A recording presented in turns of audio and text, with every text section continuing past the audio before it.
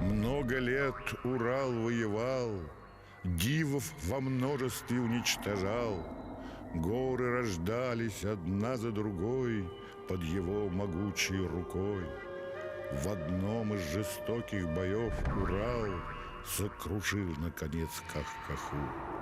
Море рассек, там его бултыхал, и в море из кусков его тела Исполинскую гору он сделал.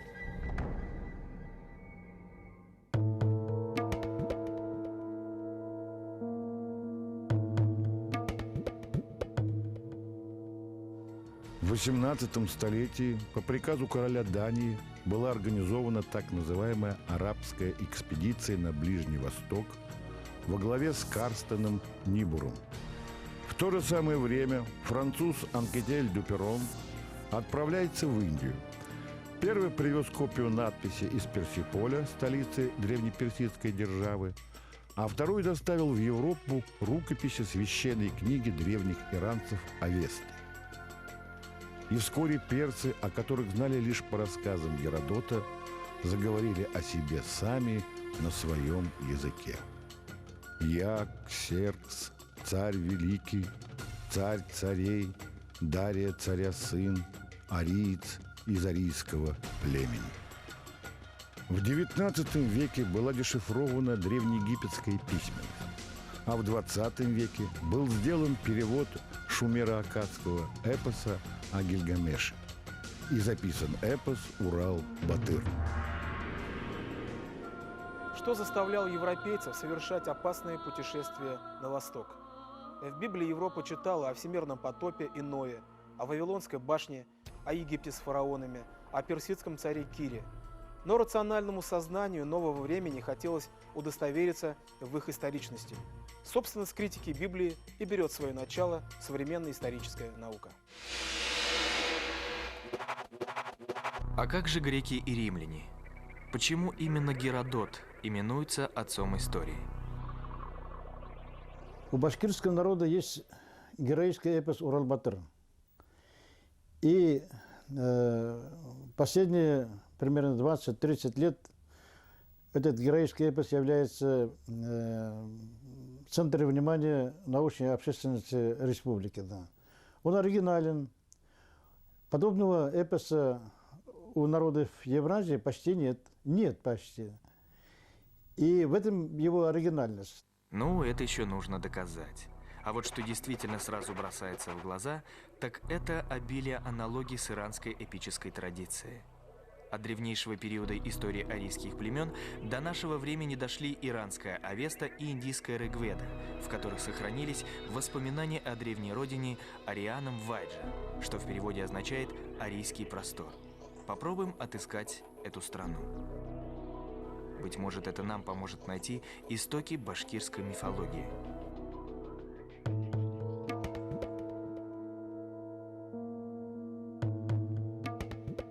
Ученые давно обратили внимание на то, что в священных текстах ариев, предков индийцев и иранцев, описаны природные явления, характерные только для северных широт. Созвездие Большой Медведицы, по-индийски Семеро Риши, то есть Семеро Святых, описано высоко стоящим над головой, почти в самом центре неба. На северной стороне сияя стоит могучая гора Меру, благая обитель.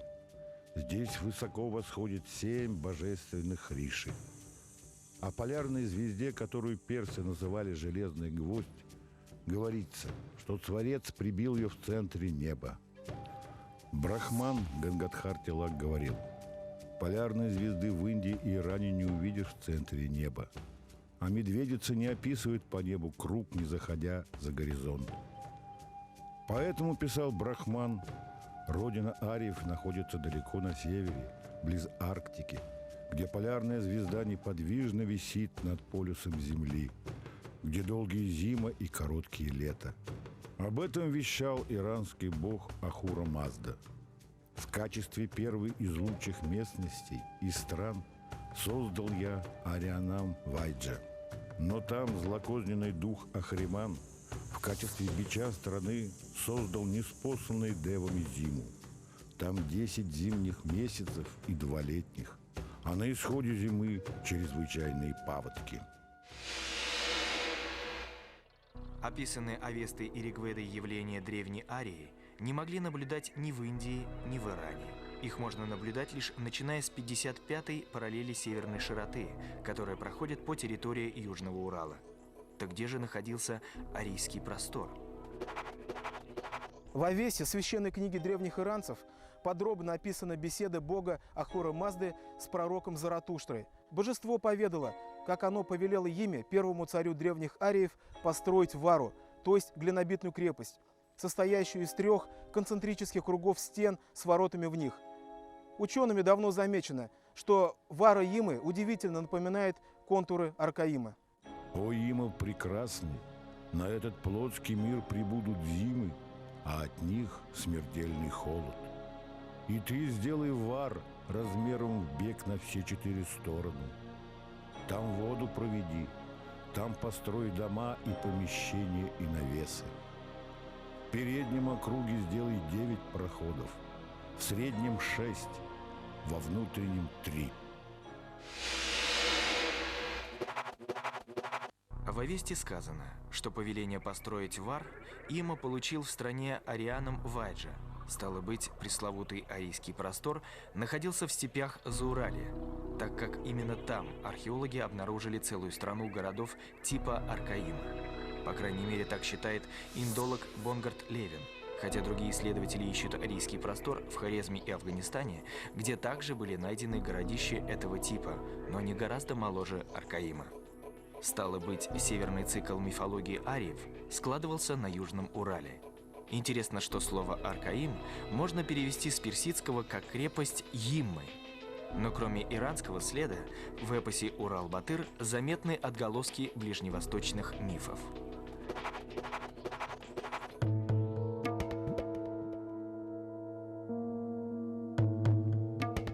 «И сказал Бог Ною: конец всякой плоти пришел перед лице мое, ибо наполнилась земля злодеяниями, и вот я истреблю их с земли.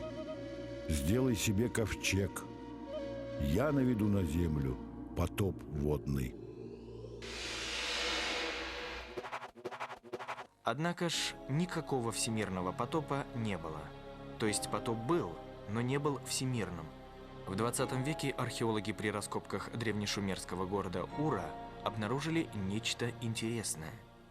Когда раскапывали одни из вот этих городов в Месопотамии и наткнулись на слой, где не было абсолютно ничего, был только речной ил. И этот слой толщиной 4 метра. И рабочие возмущались, они говорили, нас просто так заставляют копать, там нет ничего. И когда только после того, как после этого 4-метрового слоя пошел новый культурный слой, они поняли, что речь шла как раз о потопе. Ил и песок, как полагают ученые, могли быть занесены только мощным наводнением, затопившим нижнее междуречие Тигра и Эфрата, где находился древний Шумер, весь тогдашний цивилизованный мир. Катаклизм, скорее всего, был вызван мощным подводным землетрясением, вызвавшим гигантское цунами. Огромная масса воды затопила шумерские города, села и поля. Видимо, именно эта природная катастрофа легла в основу мифа о всемирном потопе. Словом, всему есть рациональное объяснение. Спаслись лишь те шумеры, которые успели построить плоты и выбраться на сушу. Шумерское сказание о Гильгамеше рассказывает о неком Зеусудре, который построил огромный корабль и посадил на него все живое.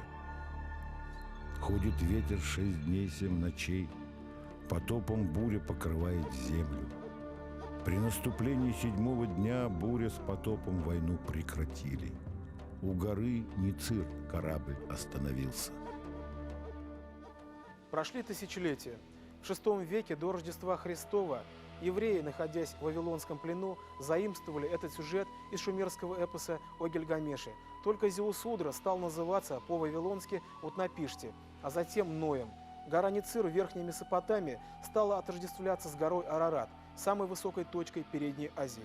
Так родился библейский рассказ о всемирном потопе, который на самом деле охватил лишь часть территории современного Ирака. Но каким образом миф о всемирном потопе попал в башкирский эпос? И покрыла всю землю вода, суша скрылась под ней навсегда. Не осталось для смерти дела. Люди сделали лодки себе, не погибли, не утонули в воде. На гору восставший извод выбирался спасенный народ. Окружающие нас народы, ныне проживающие возле башкирцев, не имеют мифа о потопе как таковом. А у башкирцев ясно, четко это засвидетельствовано. И, возможно, это указывает на некий единый источник возникновения и эпоса Урал-Батыр, и Библии. Дело в связи с этим я хотел бы также отметить и другие параллели. Вот. В частности, о том, что Урал-Батыр умирает и после себя остает 4 детей, своих сыновей, которые стали названиями рек Башкортостана. Вот современные реки Идель, Нугуш, Хакмар и Яик – это все названия рек. И в то же самое время в Библии, в главе 2 говорится, что «И насадил Господь Бог рай в Эдеме на востоке, и поместил там человека, которого создал. И из Эдема выходила река для орошения рая, и потом разделялась на 4 реки». То есть даже в Библии, в Ветхом Завете также говорится, что в раю, то есть в тех местах, где родился человек, было 4 реки. И независимо от Библии, в эпосе Урал-Батыр также мы знаем, да мы и живем в том краю, где эти 4 реки проистекают. К шумерскому эпосу не примирялись только ленивые. У великих творений всегда много мнимых наследников. Но если все же искать генетическую связь между эпосами, шумерским и башкирским, как бы парадоксально ни звучала такая постановка вопроса, то нужно для начала выяснить, являются ли потопные мифы общекультурной типологией или они присущи только отдельным народам. Фрезер в своей книге «Фольклор» о Ветхом Завете пишет, что предание о потопе сосредоточено в Южной Азии и Средиземноморье, но явно отсутствует в Восточной, Центральной и Северной Азии. Так каким же образом это предание могло появиться у башкир, народа сугубо континентального?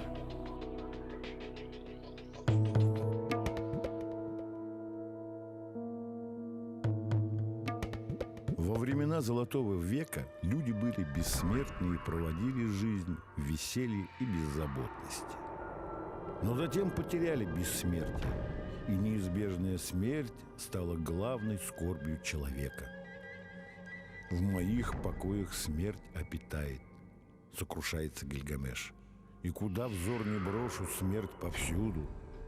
И сам я не так ли умру? Тоска в утробу мне проникла, смерти страшусь и бегу в пустыню». Янберды, отец Урала, молвил своему сыну: «Злодейка по имени Смерть невидима для глаза, незаметен ее приход, такое она существо.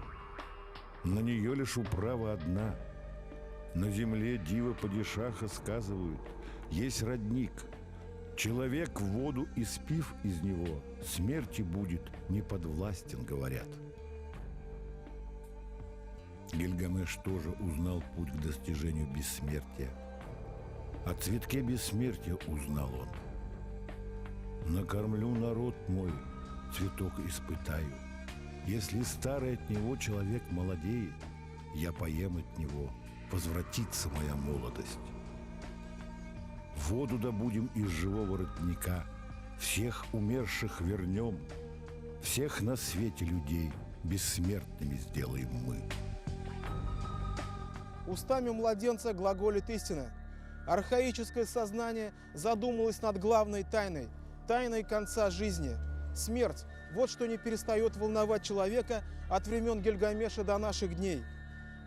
Наивные стремления Гильгамеша и Урала найти панацею от смерти стадиально соответствуют периоду младенчества человечества, когда мышление древнего не могло подняться до уровня абсолютных истин.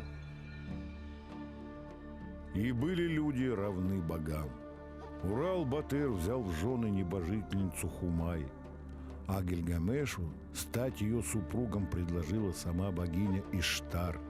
Но Гильгамеш отверг предложение. Разгневалась Иштар и наслала на героя чудовищного небесного быка. От дыхания быка разверзлась яма. 100 мужей уруков в нее свалились.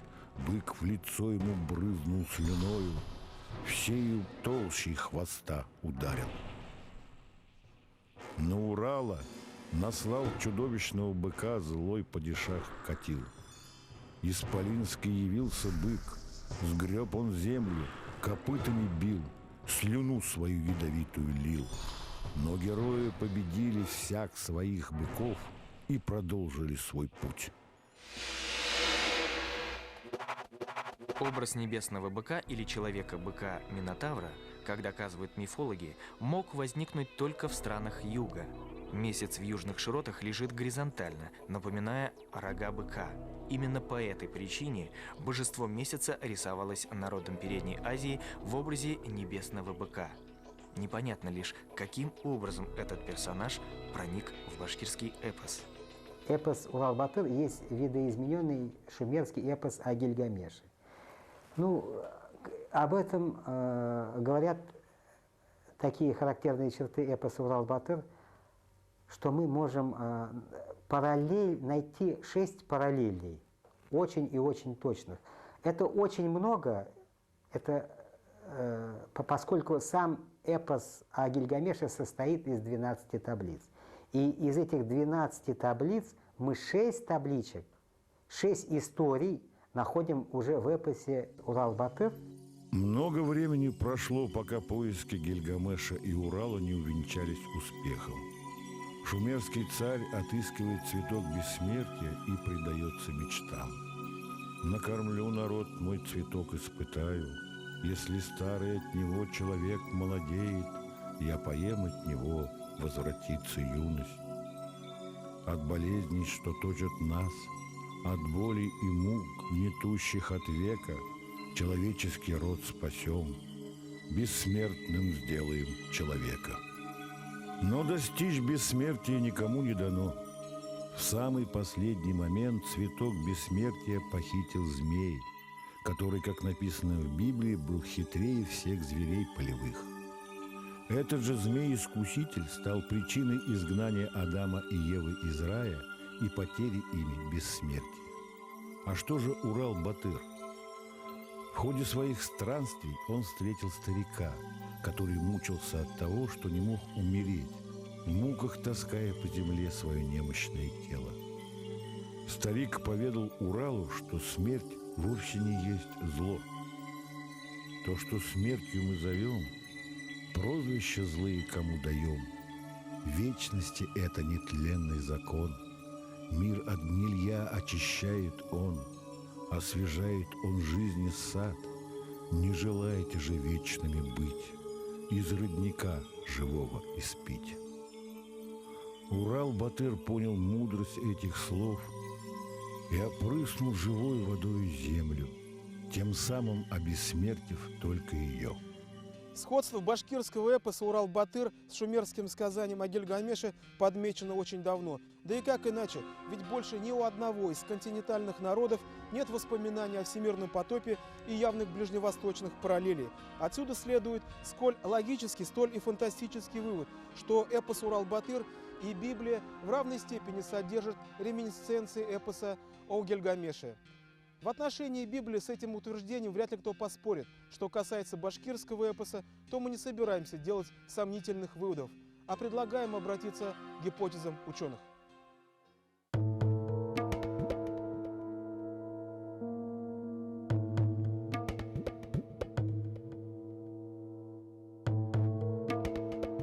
Еще в XIX веке в западной историографии возникло убеждение о принадлежности шумеров к прототюркской этнической общности. Я склоняюсь к мнению тех ученых, которые поднимают вопрос о культурном родстве между шумерами и древнетюркской или прапратюркской культурой. Тут есть и сходство в мифологическом пантеоне, в пантеоне богов, это и описание богов, и их функции, и их названия. Далее лексический пласт.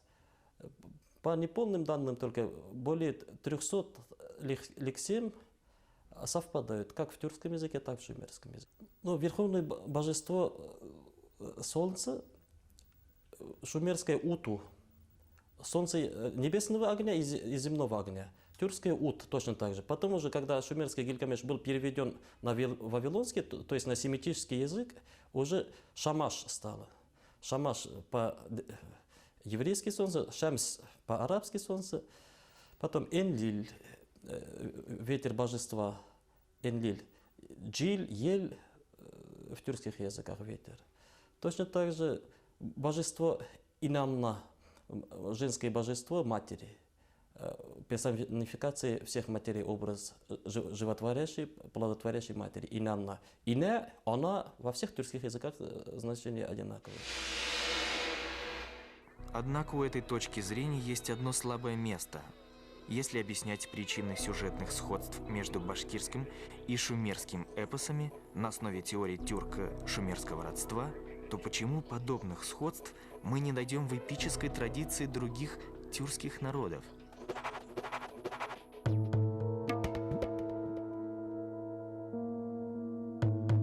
В 1949 году начала свою работу на территориях древних очагов цивилизации Средней Азии Хорезмская археолого-этнографическая экспедиция, которой руководил Сергей Толстов.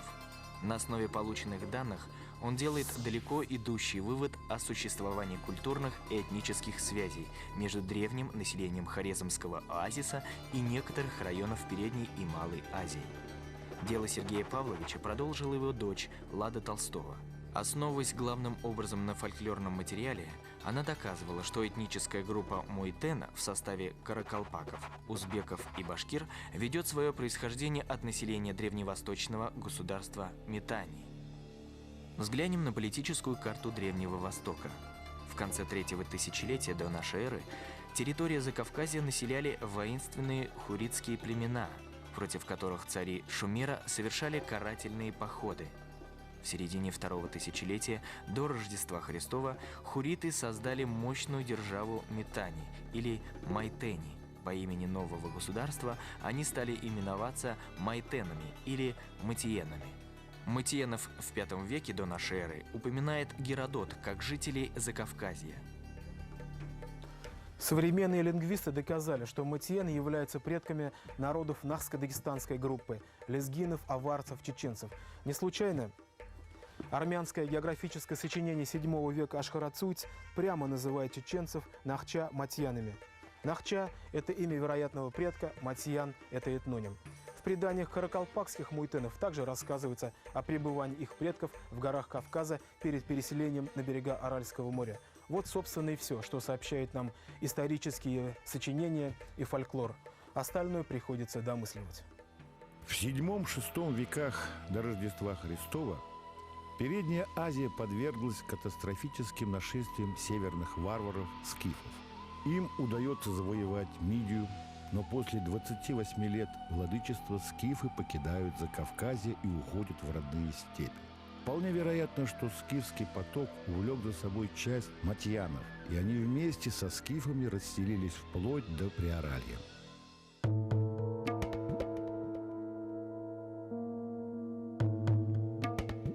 Находясь в среде ираноязычных кочевников, матиены вскоре перешли на восточные иранские наречия. Однако и не позабыли древние предания своей родины. Достоверно известно, что эпос о Гильгамеше был переведен с шумерского на 3 других языка – хетский, вавилонский и хуритский. Стало быть, матиены были знакомы с его содержанием. Свои ближневосточные воспоминания они перенесли на свою новую родину. Что характерно, место жительства башкирских муйтенов называется Урал, а каракалпакских и узбекских муйтенов – Арал. Связь между названиями очевидна. Что может за этим крыться? Последним государственным образованием хуритов и матиенов была держава Урарту, что в переводе означало, как считается, «высокая страна». И вот что интересно. Советский востоковед Петровский пишет, что в текстах бехистунской и накшурустемской надписей название Урарту читается как Оралт. То есть название Урарту трансформировалось в Оралт. Да ведь это напоминает название Урал и Арал. Это просто невероятно, даже страшно делать какие-либо предположения. Так или иначе, другой удовлетворительной этимологии слова «Урал» до сих пор нет, и мы должны рассматривать все, даже, казалось бы, бредовые гипотезы. В 8-9 веках часть муйтенов была увлечена движением древних башкир из Приоралья на север в предгорье Южного Урала. Сегодня башкирские муйтены населяют ряд южных районов Башкортостана. Наиболее употребительное их название – Усерган, но не забытое старое название Муйтен, которое персонифицировалось в легендарном родоначальнике усергенов Муйтен-Бии. Усергендердің қабила башылығы Муйтен-Бии. Но мына қахибір яу сапқанда Родоначальник племени Усерген – Муйтен-Бий. Когда усергены бросались в бой, то всегда кричали «Муйтен». Это был их боевой клич. После Муйтена главой племени был его сын Усерген. Так написано в наших родословных – Шежере. Мы произошли от Муйтена, Усергена и их потомков. В древности усергены, как одно из башкирских племен, жили на Сардарье. Наши усергены на свою теперешнюю землю переселились в начале VII века. Сегодняшние земли усергенов – это Кувандыкский, Тюльганский и Гайский районы Оренбургской области, а также Хайбулинский, Зианчуринский и часть Зилаирского района в Башкортостане.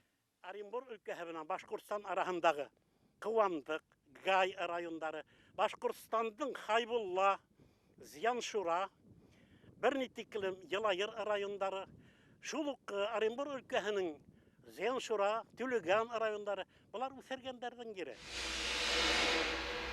Хорошо. А чем вызвано появление нового названия Усерган? Попробуем выяснить этимологию этого этнонима. Усерган по-персидски означает «телохранитель», «охранник». Эврика. Да ведь немецкий востоковед Вильгельм Гернот утверждал, что этноним хуриты произошел от слова «хуради», то есть «стражник». Следовательно, Усерген является всего лишь иранским переводом древнего имени хуритов. А каково происхождение имени зловещего Шульгана? И касаясь исторических параллелей с Шумером, нужно отметить, что Шульга – это реально существовавший царь, который очень долго правил Шумером. Он был сыном Урнамму, человеку, давшему первые законы. И вот как раз в башкирском эпосе Урал-Батыр он как бы заповедует некие моральные законы всем жителям земли. И здесь мы тоже видим некие сюжетные параллели и сходства. С дивами плавал в людской крови, землю всю водой затопил, всю страну огнем запалил, только с дивами дружбу водил. Царь Шульги в документах называет себя потомком и даже братом Гильгамеша. Он хвалится своими кровавыми походами на соседей. Советский ассиролог Дьяконов пишет, что Шульги особенно жестоко расправлялся с хуритами и тысячами захватывал их в плен. Возможно, ненависть к этому царю вызвала к жизни образ адского Шульгена. Выходит, далекие предки усергенов, муйтены, придя на Урал, начали привязывать свою мифологию к ландшафту своей новой родины. Они принесли с собой предание о цветке бессмертия, о всемирном потопе, о чудесном спасении человечества, о жестоком царе Шульги, только роль горы Арарат отводилась теперь горе Урал-Тау. Арарат – это и есть искаженное библеистами название Урарту. Бился Урал всем на диво, уничтожал безжалостно диво. Туши поднимались горой над окровавленной водой. Воду Акбузат рассекал, следом путь земной возникал. Урал убил дива Азраку, и из его тела возникла темная гора Ямантау, самая большая гора Южного Урала. Урал-Батыр погибает в схватке со своим братом Шульганом. Хребет Урал-Тау – это тело погибшего Батыра. Пещера Шульган-Таш – это вход в потусторонний мир. А озерцо Шульган, зловеще бликующее у входа в пещеру, это остатки вод всемирного потопа. Когда-то дивы пробили волшебным посохом земную твердь, и из образовавшейся дыры хлынул поток. Антипод Урал-Батыра – Шульган. Каин башкирского эпоса, воплощение абсолютного зла, после убийства брата скрылся в пучинах этих подземных вод, получивших название по его имени. А Урал-Батыр обрел бессмертие в памяти людей. Древний как мир эпос Урал-Батыр рисует своего главного героя змееборцем и демиургом, творящим земную твердь из тел поверженных им дивов и драконов. Так возникает первозданная земля Урал. Он – центр мироздания, мировая гора, средоточие космического порядка, вокруг которого еще царит хаос в виде всемирного потопа.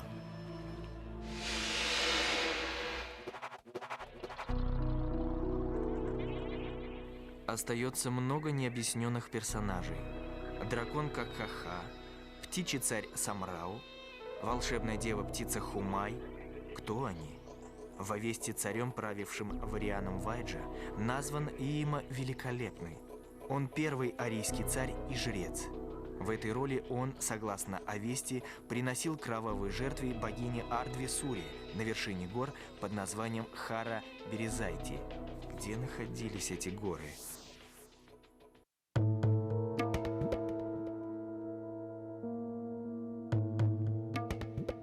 Ригведа, собрание индоарийских мифов, рассказывает, что бог Агни охраняет желанную вершину Рипы.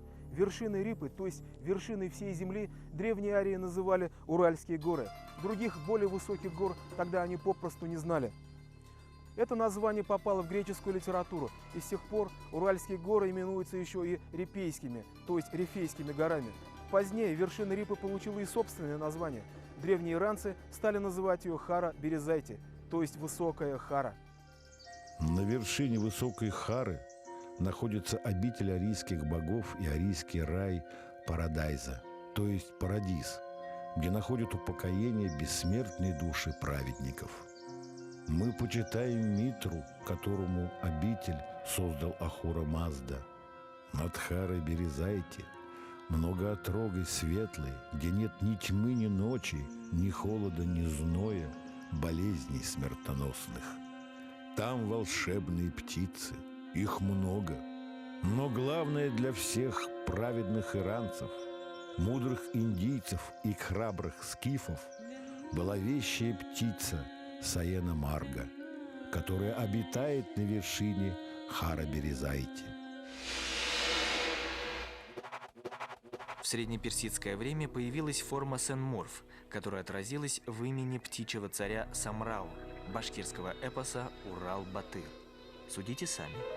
Вот башкирский Самрав, вот иранский Сан-Мурф.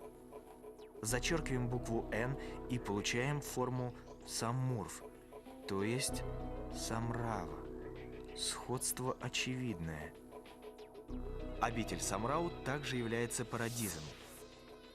Не зная там горя и печали, в полном согласии живут волки и овцы на вольных лугах, лисицы и куры в густых лесах. Птицу Самрау всем сердцем чтут, не едят мясо, кровь не пьют, смерти дорогу не дают.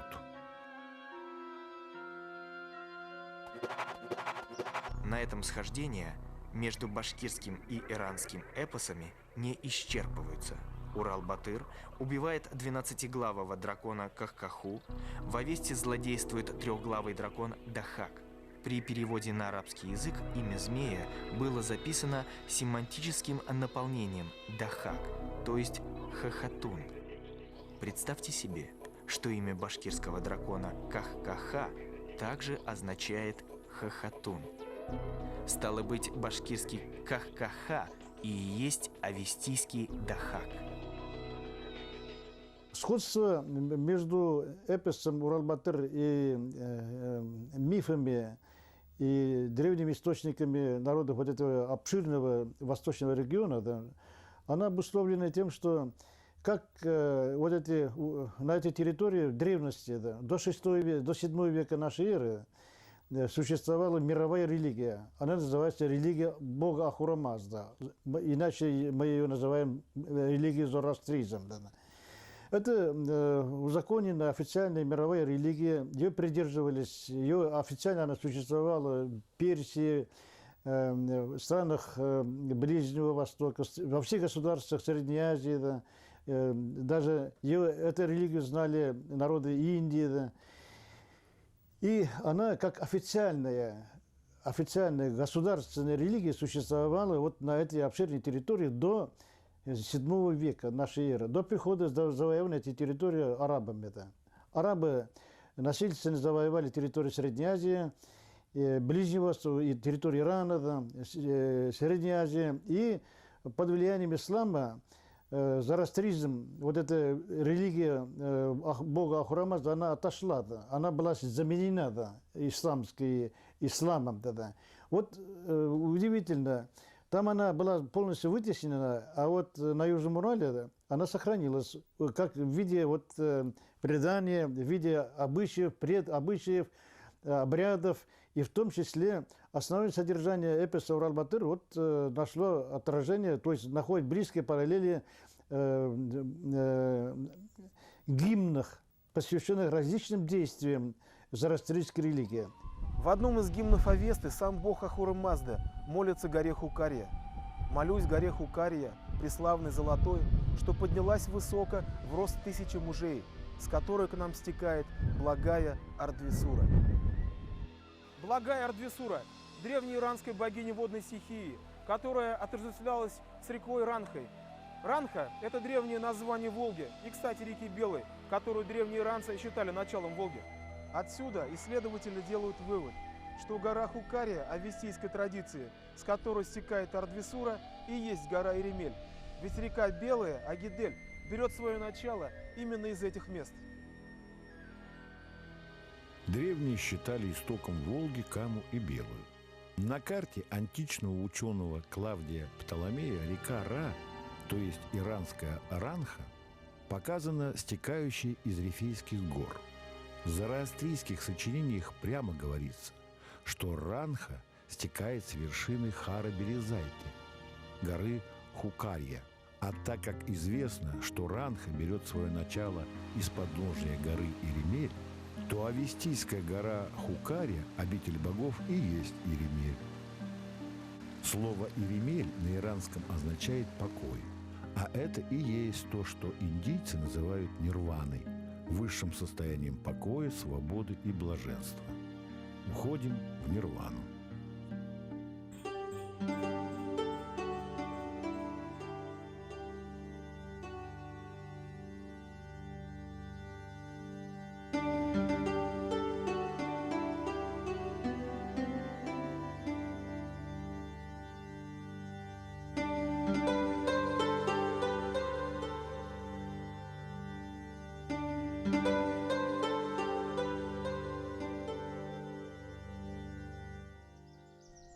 Согласно Авесте, гора Хукария является пиком горного массива Хара-Березайти, то есть высокой Хары. И в самом деле, Иремель – вторая по высоте точка Южного Урала, высочайшая точка – гора Ямантау. Но древние не знали об этом, да и мрачный Ямантау вряд ли подходил для роли обители богов. Итак, мы находимся на Арийском Олимпе, гора Иремель, 1540 метров над уровнем моря. По неизвестным причинам в 3 или 2 тысячелетии до нашей эры массы арийских племен покидают арийский простор, реку Ранху и священные отроги Высокой Хары. Часть ариев устремляется в Индию, а другая – в Среднюю Азию и Ближний Восток. Потомки ариев населяют теперь Индию, Иран, Пакистан, Афганистан и Таджикистан.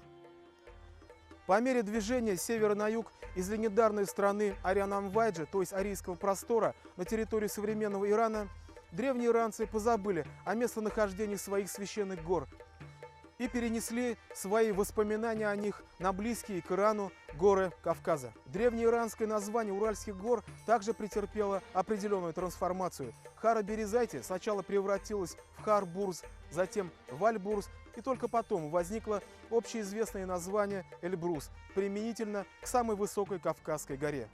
Но со своей древней родины ушли не все. Остались североиранские кочевники, скифы, дахи, сарматы, аланы, предпочетшие дикую волю, мирной оседлой жизни своих индийских и иранских соплеменников. Именно от них происходят башкиры рода бурзян. Искандер шел от Китая к уйгурам, которые были родичами башкир. От них он направился в Туркестан, оттуда в Хаверстан, оттуда к Алан-Бурджану. Вполне возможно, что племенное название бурзян этимологически восходит к древнеиранскому названию Уральских гор – Аль-Бурз или Аль-Бурдж. Не случайно этногенетические предания башкир впрямую называют бурзян аланами. И совершенно не случайно, что эпос Урал-Батыр был записан именно из уст народных сказителей из рода бурзян. Бурзяне, являясь далекими потомками древних иранцев, пронесли через века и тысячелетия образы и мотивы арийской мифологии. Лев Толстой не ошибался, когда писал, что от башкир Геродотом пахнет, вероятно, имея в виду рассказ Геродота о скифах. Впрочем, невозможно говорить что-либо определенное, когда речь идет о незапамятной древности. Но если суммировать все точки зрения, то получается, что башкирский эпос является следствием взаимодействия трех эпических традиций. Три реки слились в один поток и породили сокровищницу духовной культуры башкирского народа. Но эпос, по большому плану, если говорить о башкирском эпосе Урал-Батыр, он состоит из трех стадиально-типологических, трех больших хронологических пластов. Это связанный с шумеро-аккадским эпосом Гильгамешем один пласт, второй пласт связан с индоарийским, древнеиранским и индоиранским наследием, с Авестой и даже ведическими книгами. Третий же, собственно, тюркский пласт. Это связан с Центральной Азией, с Алтаем, вот в таком плане. И вот эти три пласта, они не как монолит, три отдельных вроде как глыбы стоят, они все в многообразии, в контаминации переплетены, и очень сложно делать анализ. Стекало солнце золотым потоком на горы и степные ковыли. Я чувствовал себя живым потомком полузабытых ариев земли. Тех, кто пришел сюда из Аркаима, ступни босые обдирая в кровь, не называя миру свое имя, неся нам и страдания, и любовь. С тех пор и повелось, гласит предание, мол, серый волк привел рода башкир туда, где было им предначертание обресть свое гнездое, жизнь и мир. И добавить к сказанному нечего.